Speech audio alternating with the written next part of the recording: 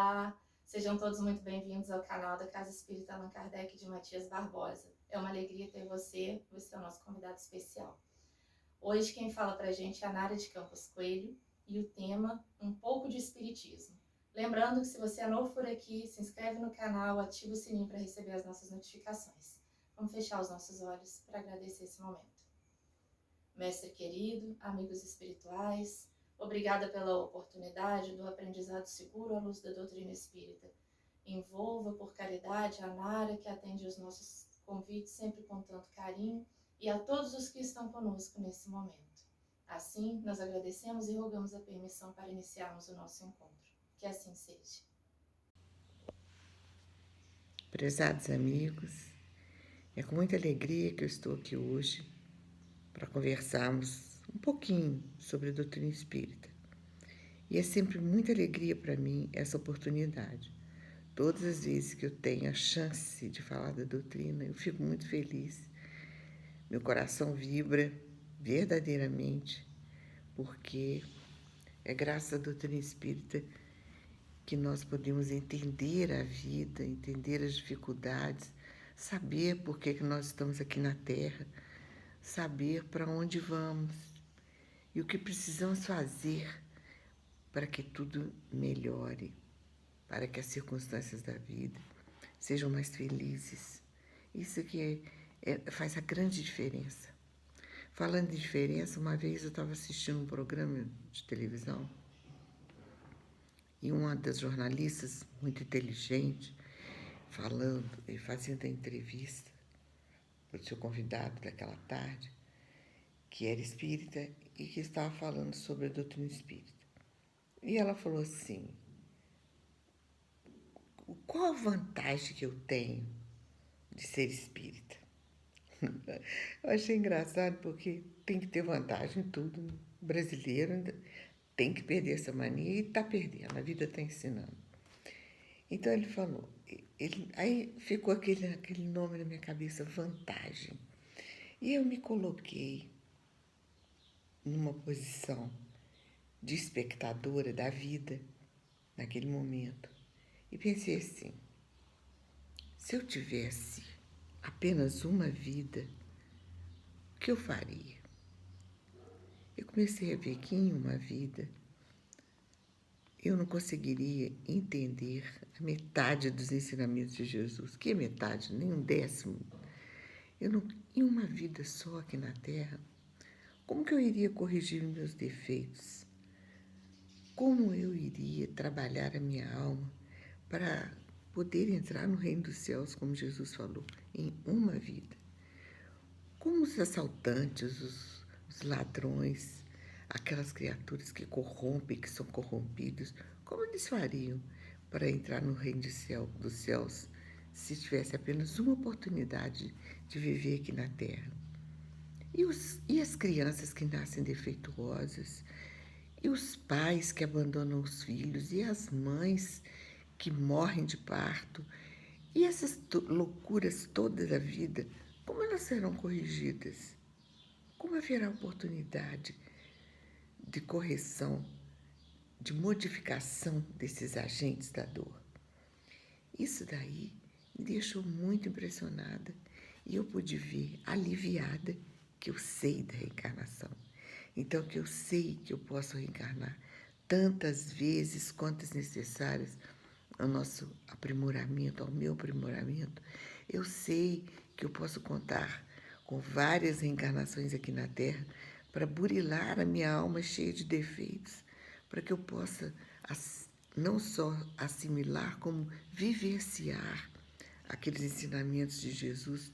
Se hoje eu tenho uma carga pesada de dor, de sofrimento, que graças a Deus não é o caso, mas se eu tivesse, eu teria todas as próximas encarnações para que eu entendesse essa dor, essas dificuldades e me colocasse num campo de trabalho tão profícuo que pudesse me liberar a alma imatura, a alma que não sabe ainda o que faz. Então eu vi que existe uma grande vantagem em nós sermos espíritas, queridos irmãos. Uma grande vantagem, Porque nós estamos aqui na Terra e sabemos que a nossa vida aqui na Terra é para que a gente se aperfeiçoe. Nós não estamos aqui para curtir uma férias numa boa, numa legal. Né? Nós não estamos aqui na Terra para ficar brincando de vida, para viajar, para passear, fazer excursão. Ah, eu posso viajar até quando eu tiver 80 anos, então que ótimo, aproveitar bastante. Não, nós estamos aqui na Terra para progredir. Nós estamos aqui na Terra para combater as nossas más tendências, para burilar a nossa alma antiga, cheia de problemas, e nos aperfeiçoar. E ao nos aperfeiçoar, nós vamos encontrando felicidade. Quem não quer ser feliz? Todo mundo quer ser feliz. Mas fazemos o que para encontrar felicidade? Quando a gente sabe da reencarnação, a gente sabe que foi responsável por atos difíceis de serem recuperados num minuto. Nós sabemos que precisamos de um tempo para o aprendizado. E essa é outra fase boa do entendimento da, entre aspas, vantagem que o espírita tem. O espírita sabe da sua responsabilidade aqui na Terra e sabe que precisa aproveitar bem o tempo. Quando a pessoa fala assim, só vivo uma vida mesmo, né? Vamos aproveitar o tempo. O que ele faz? Cai na zoada. Aproveitar o tempo, né? Sair destruindo tudo que vê pela frente. Eu fico vendo esses homens corrompidos pela política e que corrompem pela política. Na política eu fico pensando, meu Deus do céu, como cabe para cada um aquela expressão de Jesus, perdoai-os, Pai. Eles não sabem o que fazem. É porque se eles soubessem quanto problema estão trazendo para si mesmo, quanta dor, quanta dificuldade, quanto resgate que eles estão trazendo para si mesmos por causa de atitudes como essa, claro que eles não fariam. Então, nós precisamos estar atentos, nós os espíritas, para ver como nós estamos lidando com essa situação, como nós estamos nos comportando. Porque não adianta fazer discurso. Eu posso vir aqui fazer 1000 palestras, cada uma mais espetacular que a outra, se é que eu poderia fazer. Mas se eu não agir no bem, não adianta nada, é até pior. É até pior, porque se eu sei e não faço, a responsabilidade se redobra.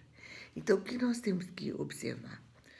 Um outro ponto da nossa vantagem é que nós temos estudos maravilhosos de espíritos que vieram nos dizer. Né? Eu acho interessante que às vezes nos dizer o que está acontecendo, o que acontecerá. Eu acho interessante que muita gente fala assim, a gente vê na televisão, no cinema e tal, fala assim, a vida é uma só, minha filha, temos que aproveitar. A vida é uma só? A vida não é uma só. A vida é uma só em termos espirituais. Somos criados espíritos, né? Por Deus, espíritos ignorantes no sentido de não saber, de não ter conhecimento das coisas, e sabemos que vamos nos aperfeiçoar ao longo das reencarnações. Agora, quem acha que tem uma vida só, materialmente falando, é que se perde. É que se perde nessas dificuldades todas que nós temos visto. Sabe outra coisa que é bom a gente perceber, analisar, e a nossa responsabilidade é grande? É algo que se chama exemplificação. É aquilo que nós estávamos falando. Não adianta trazer bagagem de conhecimento. Nós estamos vivendo um período muito difícil do movimento espírita, muito difícil. Nós temos que estar atentas e alertas para o que está se passando. Por quê? Está havendo uma vocação elitista do movimento espírita, uma vocação. Então, se a pessoa tem que ter títulos e títulos de nobreza dentro do movimento espírita. E as pessoas parecem ter artistas de cinema, né? E se perdem nesse redemoinho de acontecimentos. É o que nós temos visto e observado. Pessoas maravilhosas no trabalho, de repente começam a descer as escadinhas, descer os degraus, da falta de entendimento da sua atitude. Uma vez eu vi um palestrante tão maravilhoso, tão emocionante, que eu tive a coragem de chegar perto dele e falar assim: olha, eu vou falar para você uma coisa, porque eu posso ser sua mãe. E você foi tão feliz na sua disposição, você falou tão bem, que eu quero só comentar uma coisa pequenininha com você. Não deixe que a mosca azul te pique. Ele falou comigo assim: olha, Nath, não tem esse perigo. Não tem esse perigo porque eu sou. Ele falou assim: porque eu tenho um espinho na alma. Ele quis me dizer, e depois eu fiquei sabendo que era, não cabe aqui a gente comentar, um espinho na alma mesmo, uma dor muito grande que ele precisa vencer. Então, aquela dor puxa ele para trás. Ele até hoje não está entre aqueles que eu considero, ou que a gente tem observado como atores, né, como grandes artistas, são ótimos mesmo, são maravilhosos mesmo. Para nós que estamos assistindo, não sei se são para eles mesmo que estão vivenciando. Então, meus irmãos, e me desculpe que eu falo só meus irmãos, eu não falo meus irmãos e minhas irmãs, porque o plural para mim ainda está no masculino. Não tem complexo, não tem preconceito, então eu ainda não me habituei na palavra falar meus irmãos, minhas irmãs. Desculpa. Meus irmãos, minhas irmãs, eu gostaria de comentar ainda mais um detalhezinho interessante. Uma criancinha de 3 anos estava jantando com a mãe dela na casinha, na casa deles, tal, na mesinha, arrumadinho, bonitinho. Tudo. Aí o pai chegou de viagem. Bravo pra chuchu, muito bravo. E aí ele falou com a esposa dele: pois é, o seu fulano, que era o porteiro do prédio, o seu fulano não tomou conta, colocaram o carro na minha vaga. Eu agora cheio de embrulhos para tirar do carro, aquela confusão. E ficou nervoso, pegou o interfone, brigou com o porteiro, falou isso, falou aquilo, falou não sei o quê. E a esposa tentando acalmar a situação e tal. Aí ela falou: calma, vem jantar, vem isso e aquilo. Conseguiu acalmar a situação.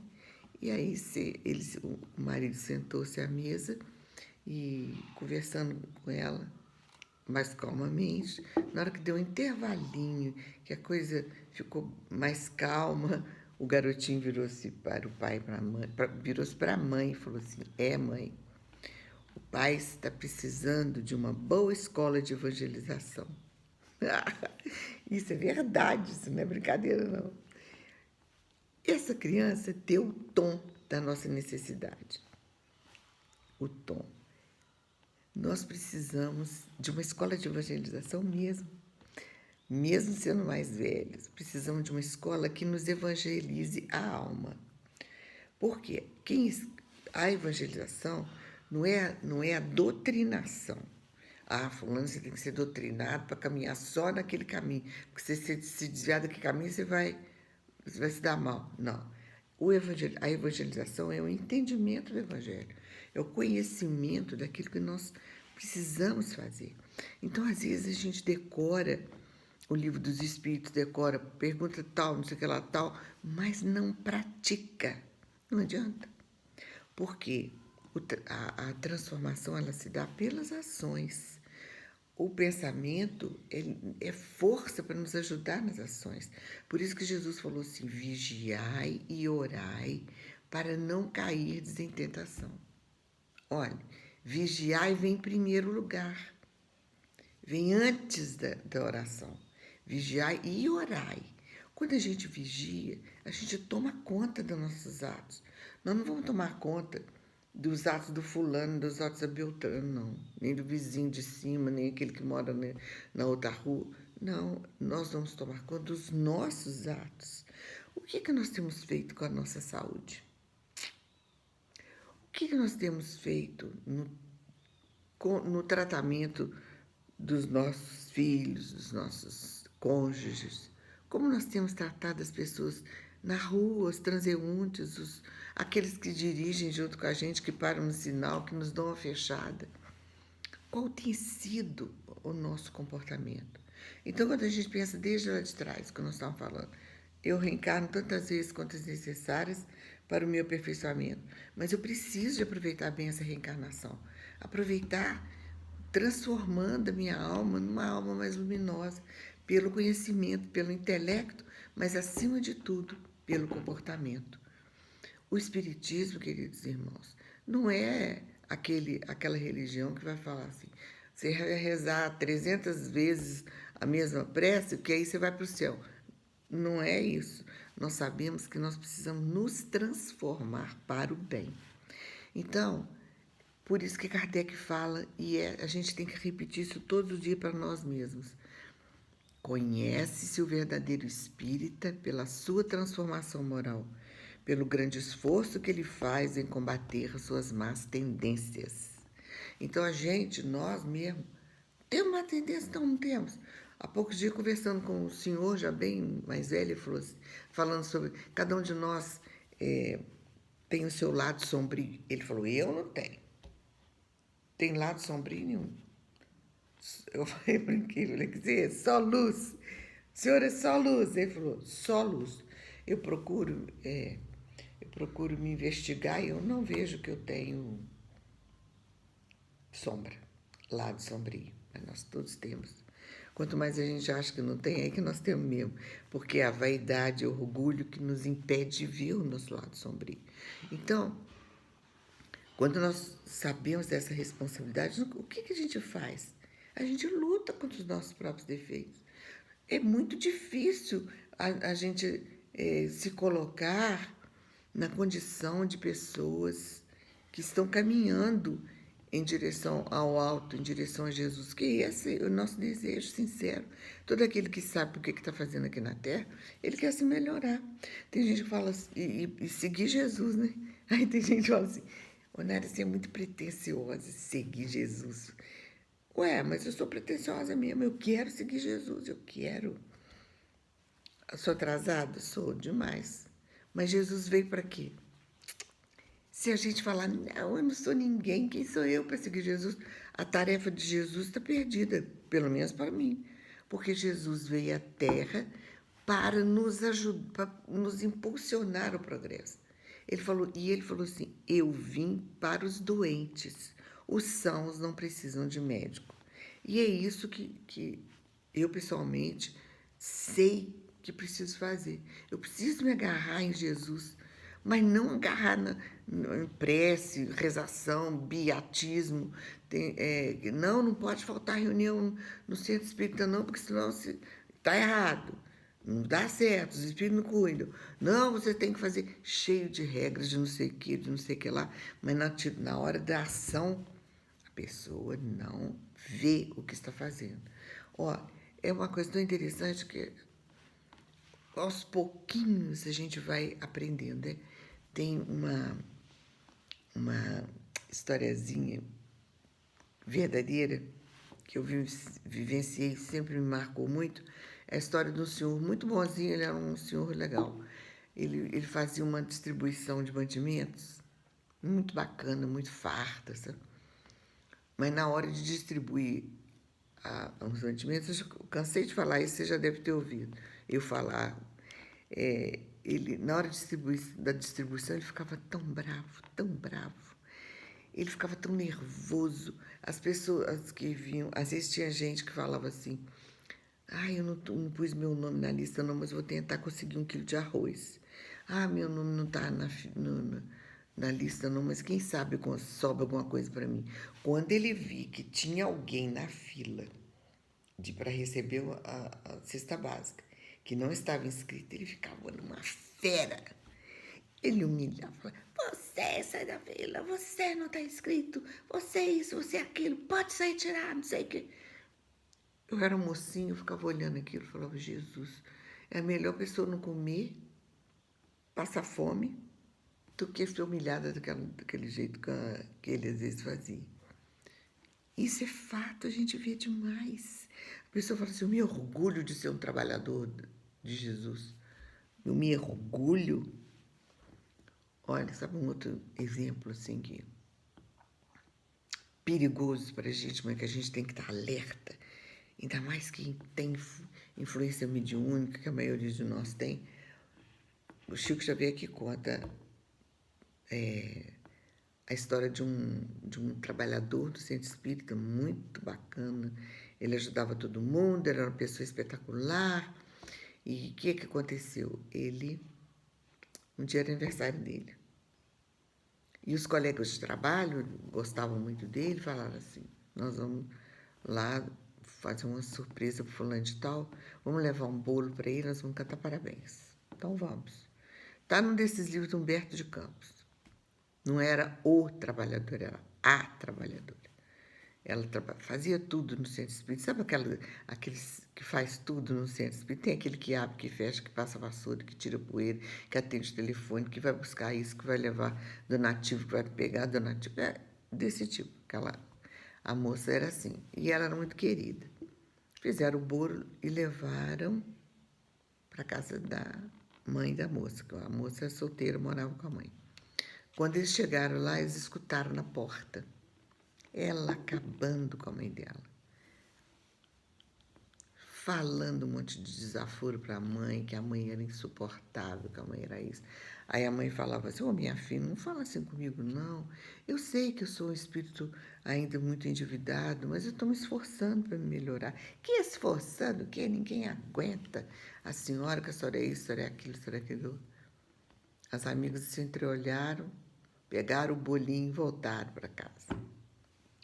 Por quê? O que valia nisso tudo mais era ela fazer aquele trabalho enorme que ela fazia dentro do centro espírita e, ao mesmo tempo, judiar com a mãe dela, ou seria preferível que ela ficasse em casa, se aperfeiçoando, entre aspas, aguentando a mãe que ela não suportava, se burilando, percebendo que ela tinha que se melhorar,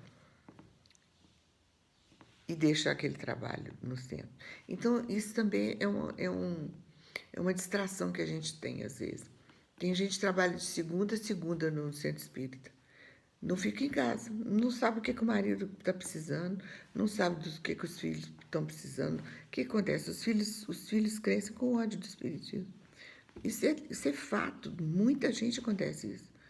Ódio do espiritismo, raiva do espiritismo, que o espiritismo tira a mãe de dentro de casa. Ah, mas eu tenho que progredir espiritualmente, tenho que trabalhar bastante.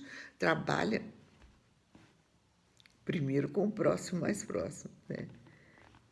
Nunca a gente entenderia tão bem as passagens de Jesus, as palestras de Jesus, se não fosse a doutrina espírita. Ame o seu próximo como a si mesmo, nos fala Jesus. Deus sobre todas as coisas, próximo como a si mesmo. Então, se eu amo Deus sobre todas as coisas, eu tenho uma condição de respeitar a sua criação, toda a sua criação, passando pela natureza, né? Que hoje nós temos já uma conscientização melhor a respeito. Nós temos muito trabalho quando a gente sabe, quando a gente que precisa amar Deus sobre todas as coisas. Nós amamos Deus. Ao amarmos Deus, nós nos colocamos à disposição do bem, do serviço do bem. Mesmo que a gente seja um espírito muito atrasado, como eu falei antes. Não tem importância se eu sou espírito atrasado, não tem importância. Jesus veio para os que sofrem. Os sãos não precisam de médico. Eu preciso de Jesus e ele veio por causa de mim, por causa de você. Por causa de você também. Porque com ele nós temos respaldo, não apenas o respaldo material dos ensinamentos dele, como do exercício dos ensinamentos dele. Isso é muito sério, muito importante. Então, nós unimos esses preceitos que nós estamos conversando, reencarnação, certeza da nossa responsabilidade com os nossos atos, a capacidade de entender aquilo que Jesus está nos ensinando, porque o Espiritismo clareia esses entendimentos, isso tudo se une para nos transformar. Teve uma pessoa que falou assim comigo uma vez: ô Nara, você fala tanto em encarnação, a Índia acredita na reencarnação. Olha como é que é a Índia. Tem casta e tudo até hoje. Eu falei, tem reencarnação, mas não tem Jesus. O detalhe é esse. Jesus é a grande diferença. Porque nós aprendemos que reencarnamos tantas vezes quantas necessárias para o nosso aperfeiçoamento. Então, a bondade de Deus nos permite isso, recuperar os nossos atos do passado, começar de novo. Mas quem nos dá força é Jesus. E foi o Espiritismo que trouxe Jesus de volta para nós. Porque as religiões encarregadas de transmitir os ensinamentos de Jesus falharam. Porque começaram vaidosamente, orgulhosamente, a transferir para si mesmos os valores que eram de Jesus. Para si, que eu digo, para as religiões. Então, as pessoas não se preocupavam com os mandamentos de Jesus, mas sim com os mandamentos da religião dela. Se perderam nisso aí. A vaidade tomou conta e a história conta tudo o resto para nós. Nós temos que lutar, queridos irmãos, para que a gente se melhore e não piore a mensagem da doutrina espírita. Nós sabemos que existe muita coisa difícil dentro do movimento espírita que nós precisamos lutar contra ele. São os mesmos inimigos do cristianismo, são os inimigos do espiritismo, porque a doutrina espírita é o cristianismo puro de Jesus, sem artifícios, que nos propicia essa elevação interior, que mesmo nós não tendo nada a respeito dela, nós temos a força da mensagem que nos comove, que nos instrui, que nos coloca de pé, mesmo dentro das maiores dificuldades. Assim, nós precisamos assimilar todos os dias a mensagem de Jesus clareada pela doutrina espírita. Porque o que o Espiritismo fez foi justamente isso, todo mundo sabe disso, todos os espíritos sabem, foi levantar o véu, aquele véu que, de alguma maneira, obscurecia os ensinamentos de Jesus. Kardec foi lá, trabalhou e levantou o véu. Agora o Chico Xavier veio, o Chico que para mim e para muitos colegas nossos, amigos nossos, é o próprio Kardec, veio nessa segunda fase do trabalho dele, que é a prática do espiritismo, da vivência espírita, da mediunidade. Então ele trouxe a teoria para nós e voltou para trazer a prática. Então nós não temos que reclamar nada. Nós temos que mergulhar nos ensinos da doutrina espírita que clareia Jesus para nós. E ao clarear Jesus, o caminho que nós temos que percorrer está absolutamente iluminado. A gente só não caminha se não quiser. A gente só não progride se não quiser.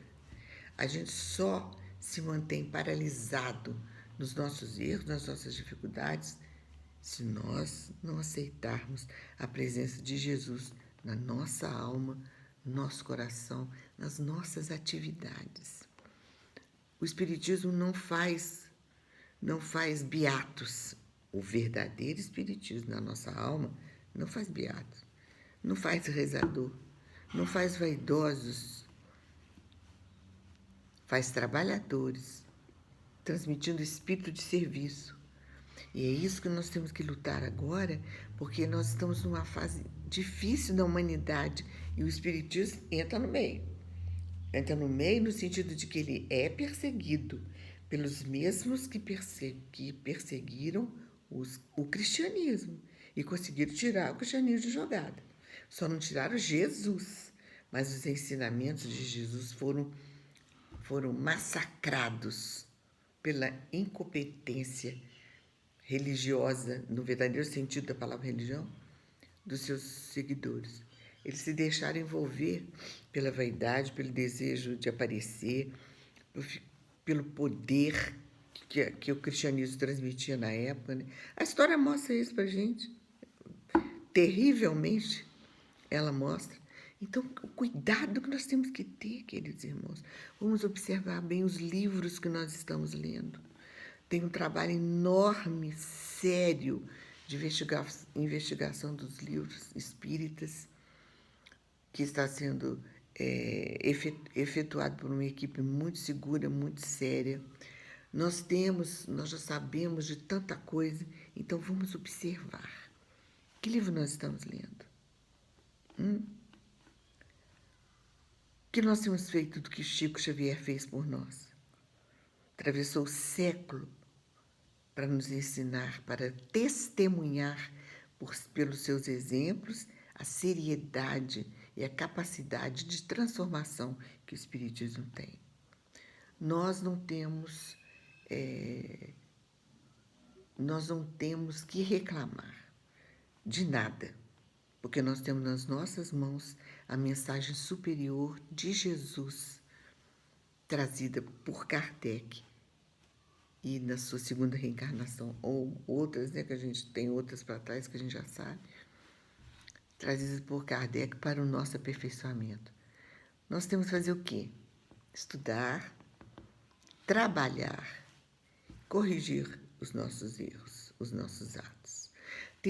Muitas pessoas falam, por que tem que ser eu? Eu estou brigando com meu marido. Eu que tenho que me modificar, por que não é ele que tem que se modificar? Olha, sou eu mesmo que tenho que modificar. É você que tem que se modificar. É você também. Porque o seu marido vai encontrar a oportunidade